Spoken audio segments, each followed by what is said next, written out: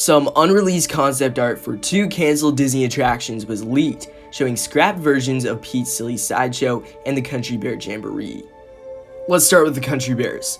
Imagineering was developing an apparent refurbishment to the Tokyo Disneyland version of the attraction that was to be much more inclusive of Disney intellectual properties. Examples of this are shown in this storyboard, with Melvin, Buff, and Max all wearing different pieces of Disney merchandise. Also, a lot of the characters are shown to be wearing Mickey ears.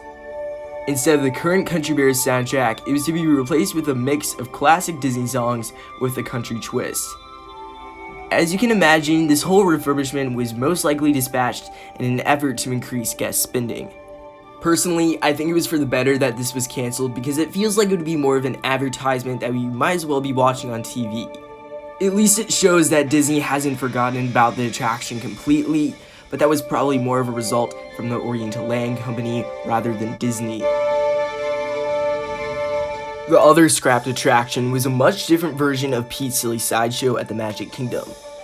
The current attraction opened with the new Fantasyland expansion in 2012, and I'm assuming that this concept art was one of the original plans for the attraction. What's most interesting is that it was to include an audio animatronic of Pete, which was to be a repurposed version of the Timekeeper. The Timekeeper was the main character from the attraction of the same name, who was actually voiced by Robin Williams. The animatronic character disappeared along with the attraction when it closed in 2006. No one knows of its current whereabouts, but you can see that Disney planned to reuse it. Pete was going to have the same range of motion as the Timekeeper, just with different dressing. They wanted to make him move just like a walk-around character.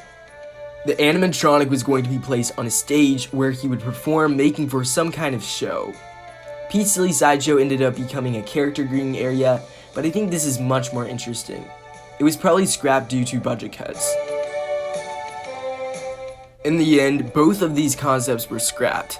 The Country Bear Jamboree was left as is at Tokyo Disneyland, and Pete's Silly Sideshow became the character greeting area that it is now.